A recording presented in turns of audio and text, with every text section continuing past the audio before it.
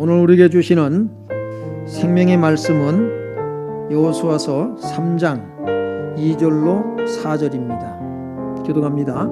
사울의 관리들이 진중으로 두루다니며 백성에게 명령하여 이르되 너희는 레위 사람 제사장들이 너희 하나님 여호와의 언약궤 매는 것을 보거든 너희가 있는 곳을 떠나 그 뒤를 따르라.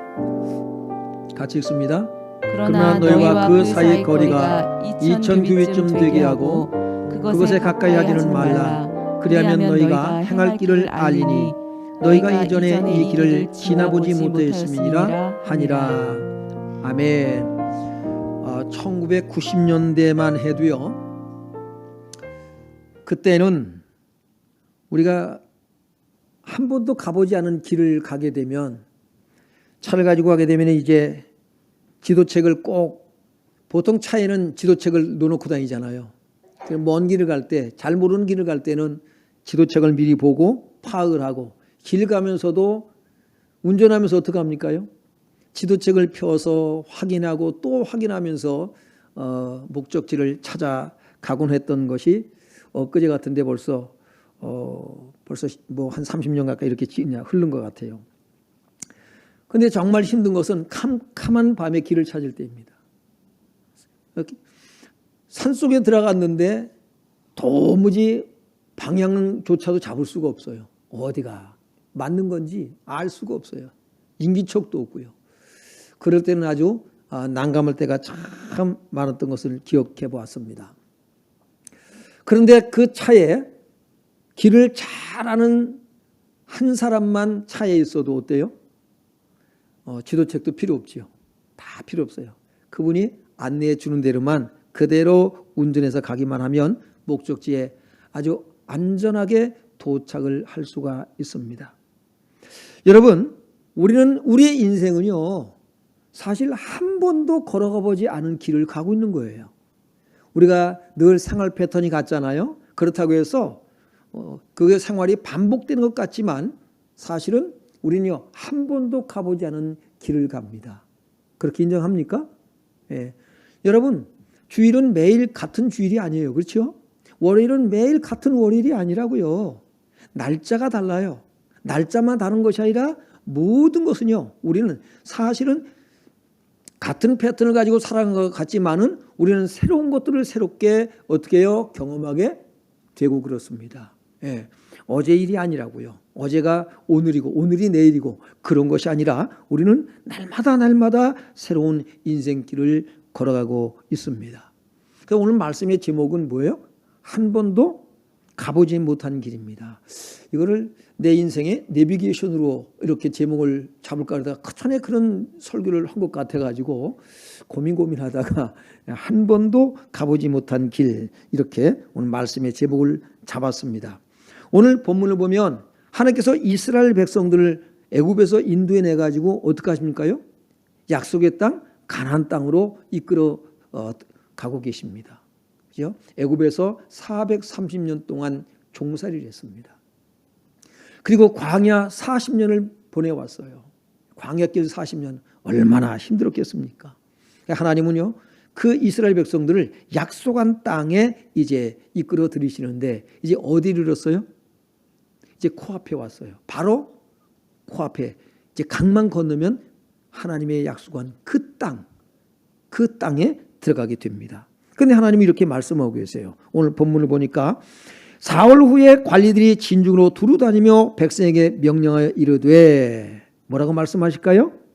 너희 하나님 여호와의 언약궤 미는 것을 보거든 그랬습니다. 언약궤 미는 것을 보거든. 예, 그냥 건너지 말라는 거예요. 언약궤 미는 것을 보거든. 누가요? 제사장들이. 예? 제사장들이 언약궤 미는 것을 보거든 라고 말씀하고 있어요. 여러분, 이 언약궤가 굉장히 중요하죠. 언약궤는 하나님께서 시내산에서 모세에게 돌판에다가 기록한 계명을, 율법과 계명을 기록하셔서 주신 이 두 돌판이 들어있는 상자가 언약궤입니다. 그래서 이 언약이라고는 말씀은요, 계약, 서약이라는 그 뜻을 가지고 있어요. 하나님께서 무엇을 계약하셨을까?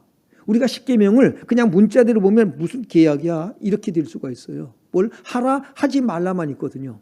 너희가 하면 어떻게 하겠다 이렇게 하겠다 저는 내용이 없어요. 우리가 십계명만 딱 보면은요. 그렇죠? 그런데 그것이 하나님의 계약서라는 거예요.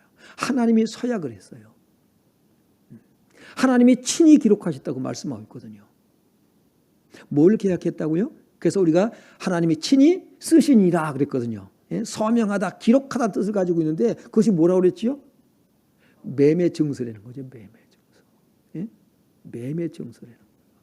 그 매매 증서에 서명했어요. 그럼 뭘 주고 샀다는 거예요? 주고 판 것이 뭡니까? 사고 판 것이 뭐예요? 예수 그리스도를 통해서 뭡니까? 우리를 사시겠다라는 계약서를 말씀하고 있어요. 이 언약궤를 맨 것을 보거든 말씀하고 있어요. 너희가 있는 곳을 떠나 그 뒤를 따르라. 너희가 있는 곳을 떠나. 여러분 지금 이 요단강 들에 지금 진을 치고 있습니다. 이제 강만 건너면 되는데 그 요단들에서 어떻게 해요? 머물러 있고 싶지요. 왜? 여러분 가나안 땅에 들어가면 그냥 끝나는 게 아니에요. 가면 뭘 해야 돼요? 전쟁을 해야 됩니다. 전쟁을 해요. 그 땅을 그냥 차지하는 것이 아니에요. 여러분이 천국을 그냥 차지하는 것이 아니에요. 전쟁을 하는 거예요. 전쟁. 그러니까 내가 잘 먹고 잘 입고 이렇게 편하게 살다가 천국 가겠다는 그런 생각은 버려야 되고 우리는 영적 전쟁을 해야 돼요. 혈과 육의 싸움을 싸우지 말고 영적 전쟁을 하시길 바랍니다. 우리의 힘은 혈과 육에 대한 것이 아니라고요. 정사와 권세와 이 세상의 어둠의 주관자들과 하늘에 있는 악한 영들에게 대함이라 영적 싸움을 싸워야 되는데 영적 싸움을 안 하고 육적 싸움, 혈과 육의 싸움을 하는 사람들도 참 많이 보게 됩니다. 곤란해요. 곤란합니다. 그러면 곤란해요. 영적 싸움을 싸워야 돼요. 오늘 우리의 연약함, 우리의 부족한 사람, 실수와 허물이 있는 사람들은 사랑의 대상이에요. 싸움의 대상이 아니에요. 여러분의 마음에 맞느냐 안 맞느냐의 문제가 아니에요. 내 마음에 안 맞아서 싸운 천만의 말씀이에요. 그가 어떤 대상이에요? 사랑의 대상이에요. 관용을 베푸고 부족한 것 내가 채워주고 여러분 서로 돌아봐 사랑과 선행을 격려하며 이 싸움을 싸길 주 이름으로 축원합니다. 영적 싸움은 그렇게 하는 거예요. 영적 싸움은. 근데 우리는 자꾸 혈과 육의 싸움을 싸우려고 그래요. 그런 건 맞지 않습니다.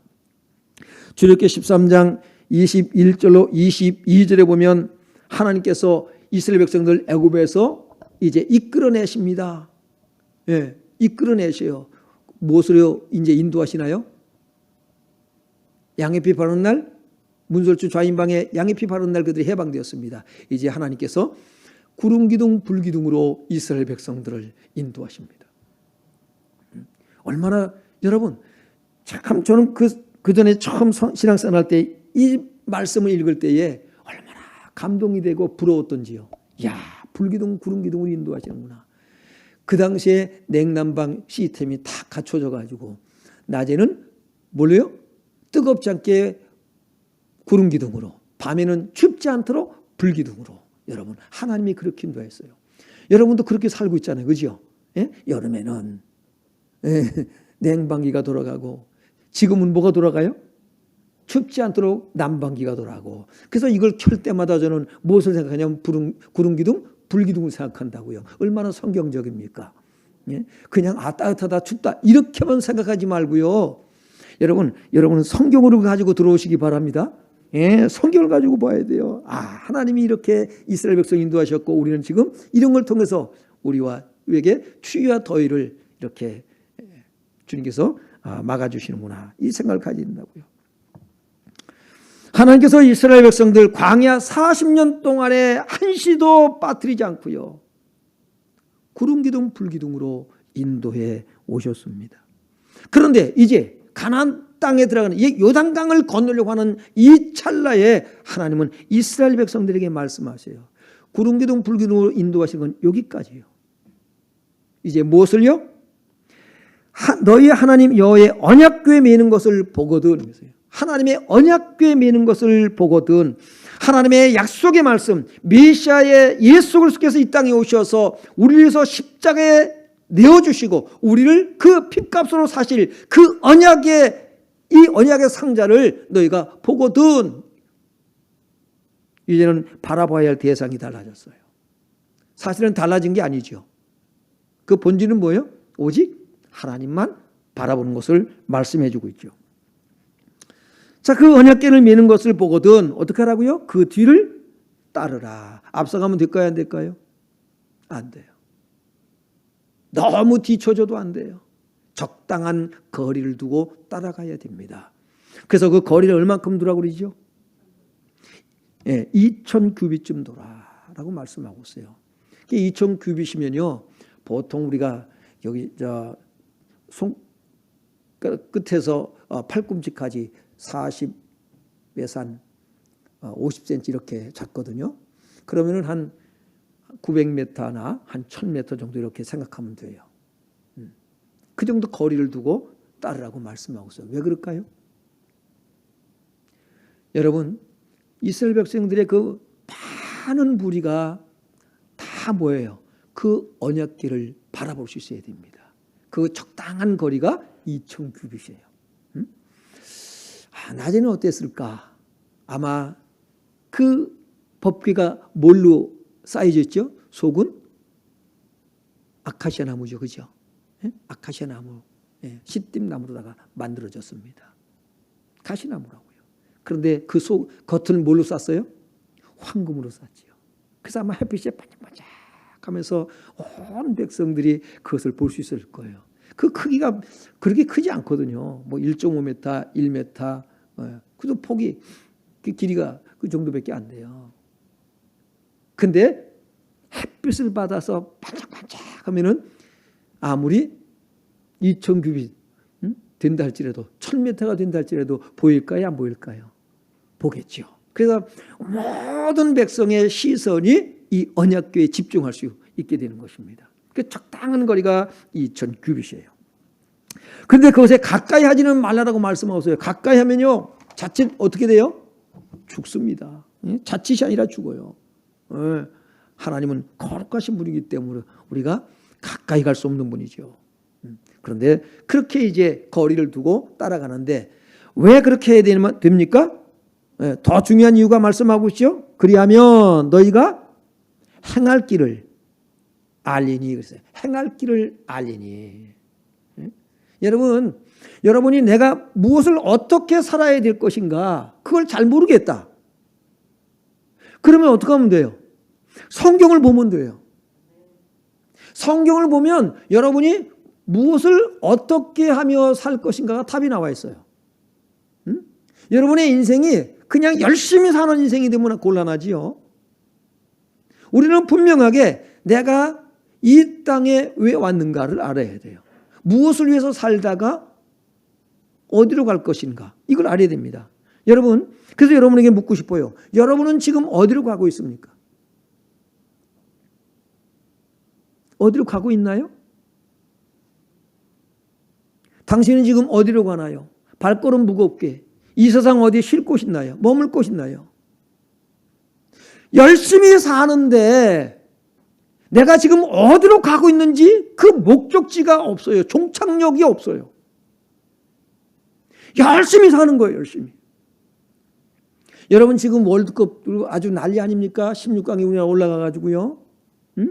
축구 선수들이 열심히 뜁니다. 때로는 가장 태클 들어가가지고 부상을 입기도 해요. 머리가 깨지고 난리도 아닙니다. 그런데 그들이 어떻게 해요? 정말 목숨 걸고 뛰더라고요. 어디를 향해서 뛰어요? 향방 없이 뛰는 것이 아니라 공을 몰고 골대를 향해서 뛰는 거예요. 상대방 골대를 향해서. 축구에는 분명한 목적지가 있어요. 농구라면 농구에도 목적이 있어요. 골대에다가 공을 던져 넣습니다. 여러분은 여러분의 인생에 분명한 목적이 있어야 됩니다.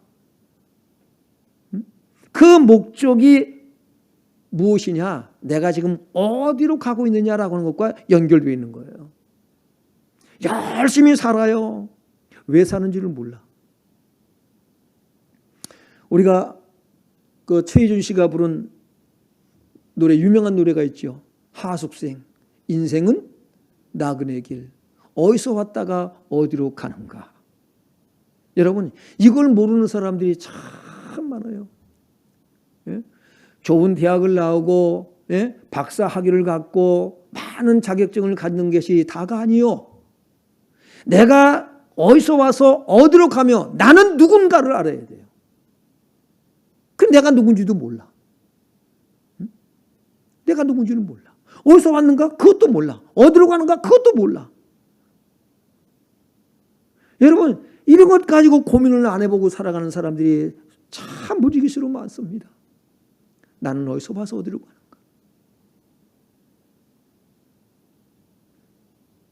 여러분, 이게 분명해야 된다고요. 우리는요, 알아요, 몰라요? 안다고요. 그렇죠? 우리는 어디로 가야 되는 걸 알아요. 예레미야 21장 8절이면 여호와께서 말씀하시기를 보라 내가 너희 앞에 생명의 길과 사망의 길을 두었노라. 응? 여러분 앞에 생명의 길과 사망의 길이 있어요. 응? 너는 이 백성에게 전하라 라고 말씀하고 있어요. 오늘 우리는요 이런 메시지를 전하는 메신저라고요. 우리는 이 사명을 가진 자들이에요.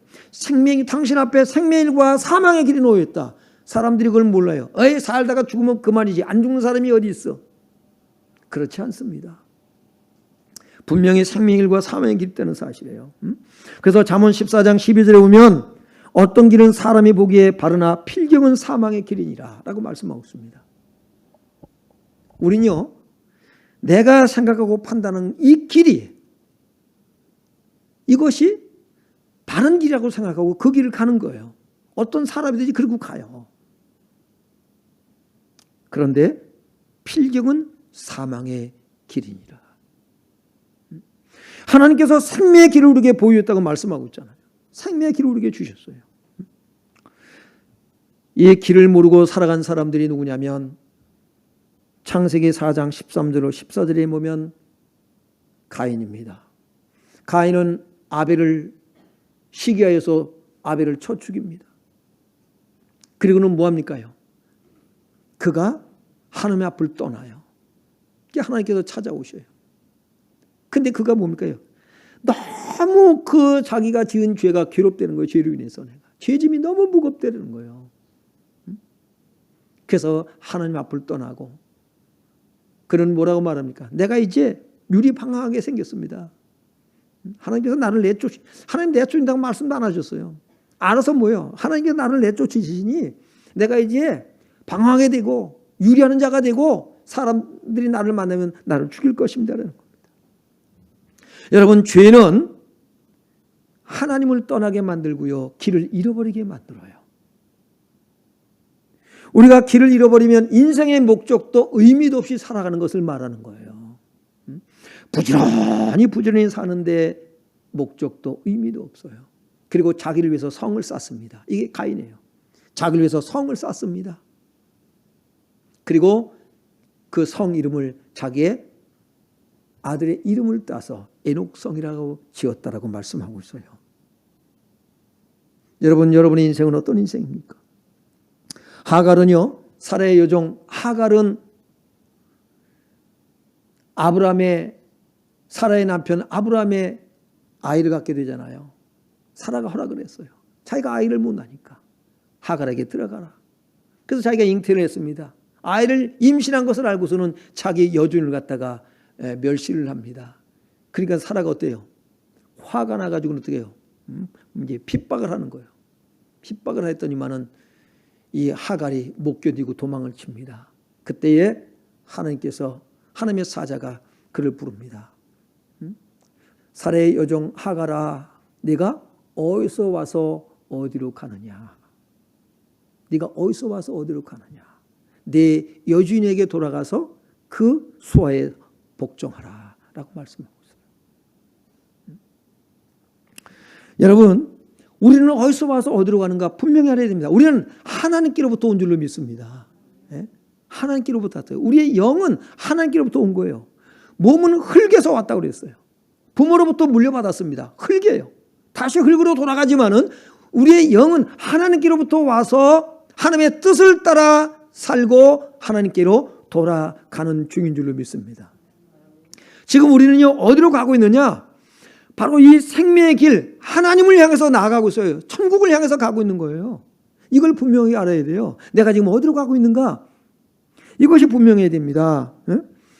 사도행전 2장 28절에 보면은 하나님 우리에게 생명의 길을 보이셨다고 말씀하고 있어요. 그리고 그 길로 인도하시거든요. 이걸 모르면은 마태복음 7장 21절 23절에 보면은 주여 주여 하는 자마다 다 천국에 들어갈 것이 아니오 오직 하늘에 계신 내 아버지의 뜻대로 행하는 자라야 들어가리라. 그때 그날에 많은 사람이 나더러 이르되 주여 주여 우리가 주님의 이름으로 뭘 해요? 선지자 노릇을 하고 귀신을 쫓아내고 권능들을 행하지 아니하였나이까 하리니 그때 내가 이르기를 뭐라고 말씀하신다고 그럽니까? 내가 너희를 모른다. 이 불법을 행하는 자들아 내게서 떠나가라. 여러분 내가 예수 믿으니까는 이제 나는 천국을 가고 있는 거야가 아니에요. 나더러 주여 주여 한 자마다 그런 사람마다 다 들어가는 거 아니다. 아버지의 뜻대로 행하는 자가 들어간다. 예수님의 이름으로 선지자 노릇을 하고 귀신을 쫓아내고 많은 권능들을 나타냈습니다. 나 하나님 일을 하고 있잖아. 여러분 그것은 하나님의 뜻을 이루기 위한 도구입니다. 목사가 직분 가지고 천국 가는 거 아니에요.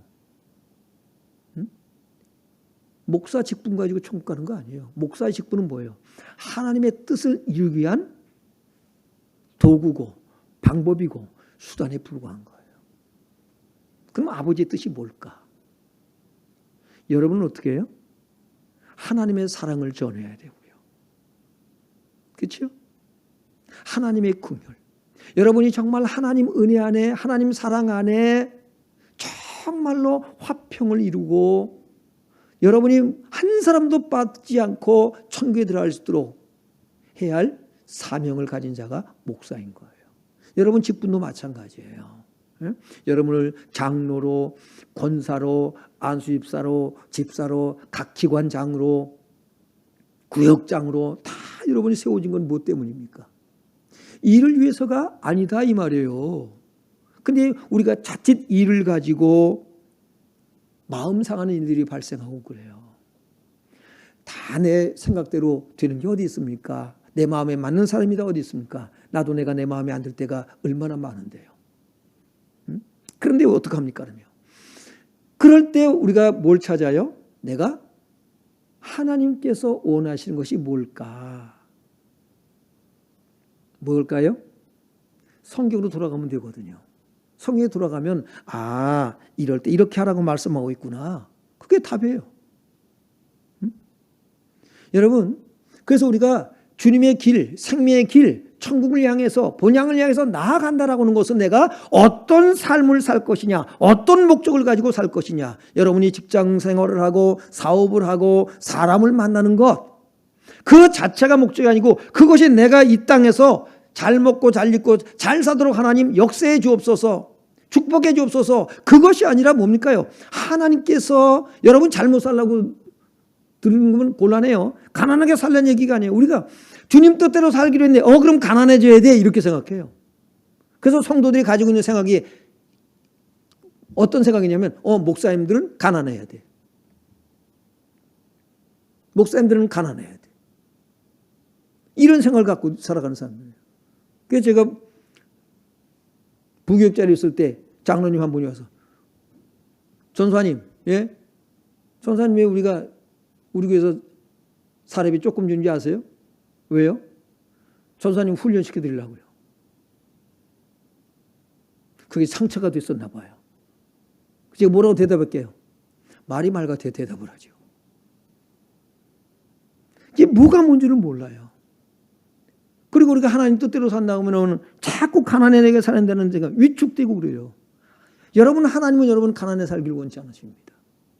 하나님이 원하시는 것은 하나님의 뜻을 따라서 여러분이 가는 곳마다 하나님 나라가 이루어지길 원하시는 거예요.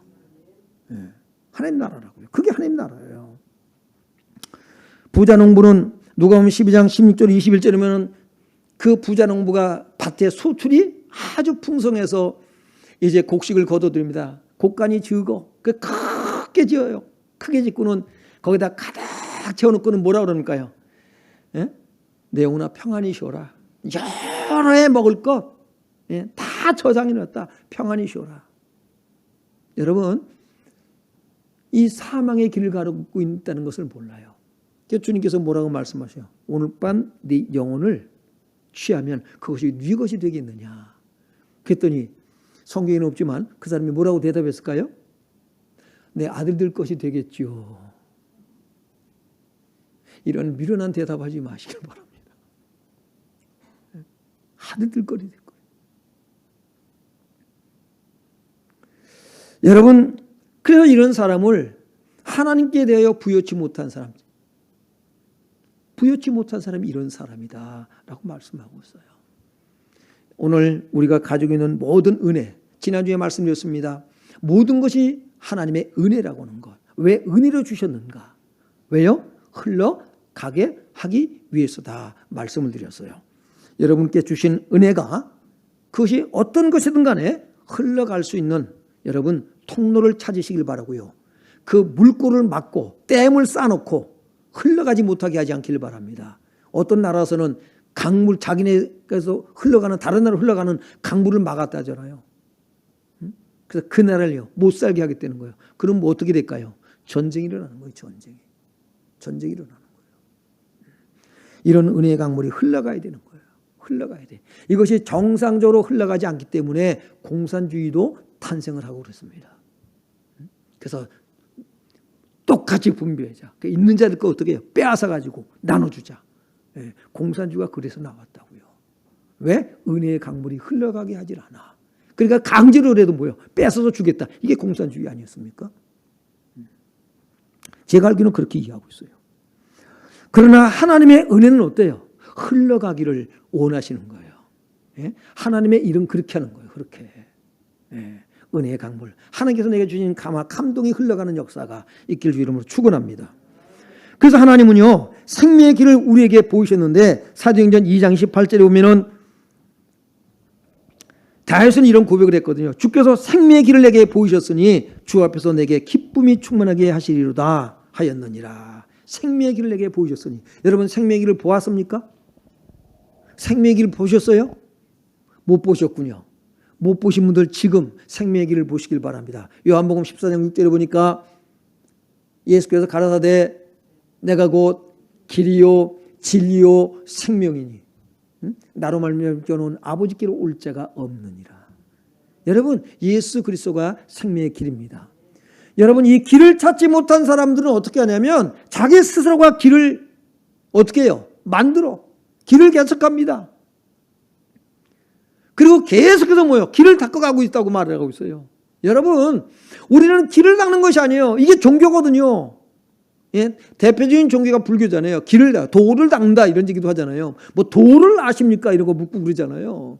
여러분 예수 그리스도가 길입니다. 우리는 그분께 있기만 하면 되는 거예요. 그분 안에 머물러 있기만 하면 되는 줄로 믿습니다. 그리고 이제 뭐 합니까?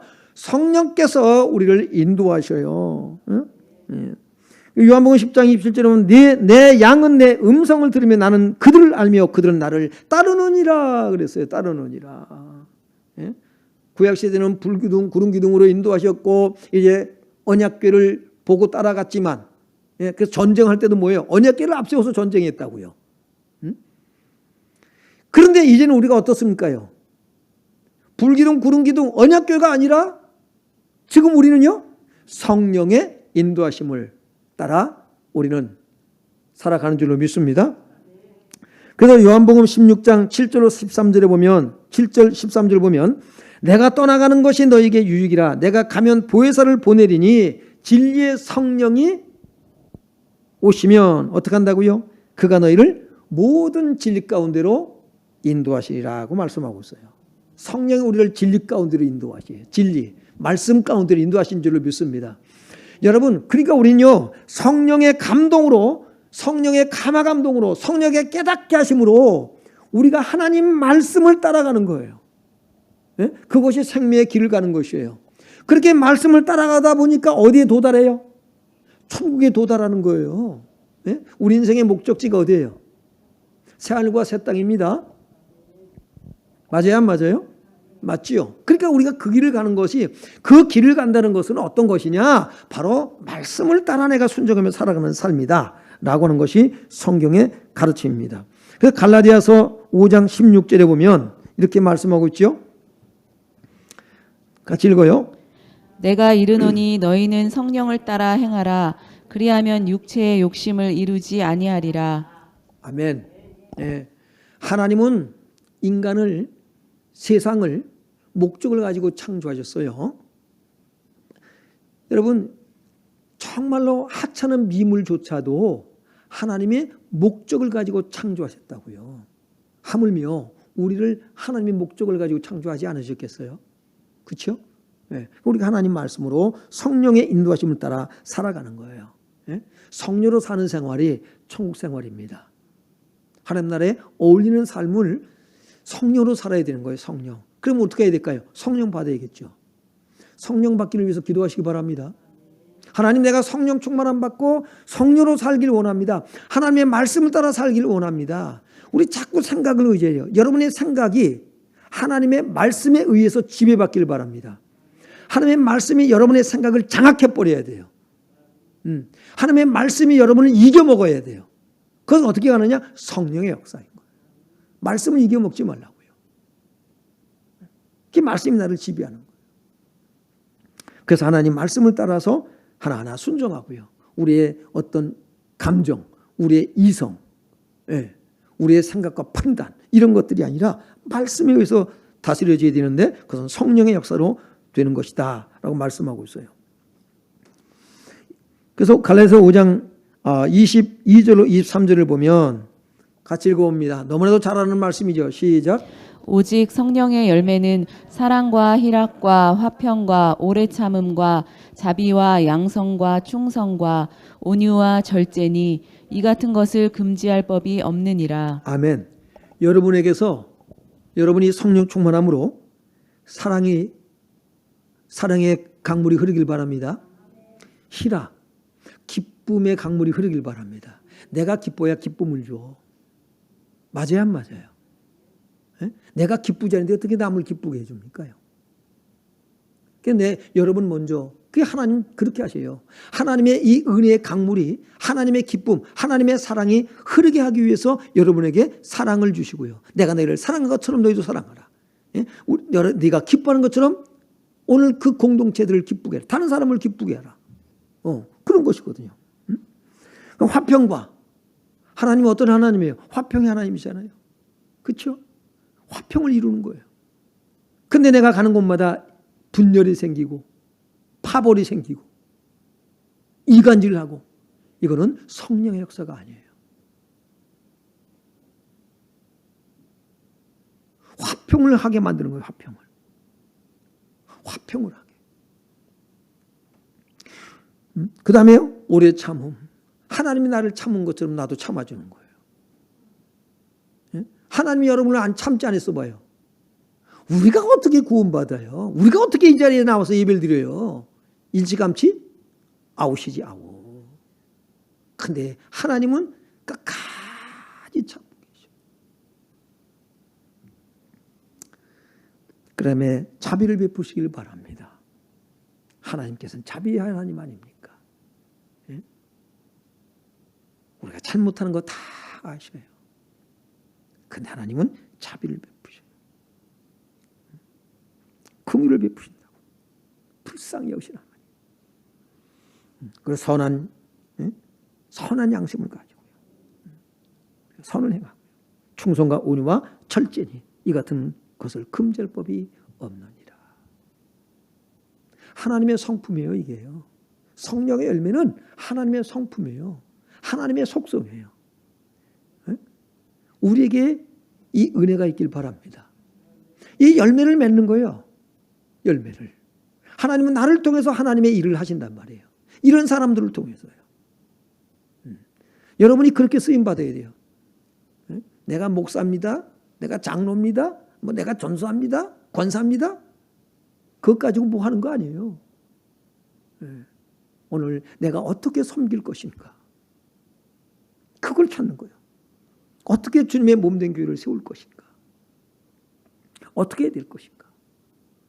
시시비비를 가리고 잘잘못 따지고 맞냐 안 맞냐 가지고만이 다가 아니에요. 그것은 내게 적용해야 돼요. 그리고 우리는 오늘 약한 사람들 어떻게 이끌어갈 것인가. 때로는 답답하죠. 속 터지죠. 그런데 주님이 나를 참으신 것처럼 내가 주님의 성품으로 살아야지. 그런 거거든요. 하나님께서 그런 사람을 싹 제거하고 그러면은요 이 땅에 살아남을 사람이 하나도 없어요. 쓰임받을 사람이 하나도 없습니다. 하나님이 약한 자를 들어서 밀어나고 시도 많고 허물 많은 나를 들어서 하나님의 그 위대하신 뜻을 이루어 가심에 감사하길 바랍니다. 그걸 보고 은혜라고 그러는 거죠. 하나님 나는 부족한데. 그러니까 우리가 자랑하고 내세우고 자존심 세우고 그럴 거 아무것도 없어요. 주님이 영광 받을 수만 있다면 할렐루야 하는 거예요. 할렐루야. 왜? 나는 그렇게 하라고 나는 주님이 나를 불러 세우셨으니까. 결론적인 말씀을 드려요. 성령의 인도하심을 따라 삶으로 하나님 나라를 향해서 나아가는 그 길을 가는 생명의 길을 가는 저와 여러분 되시기를 주님의 이름으로 축원합니다.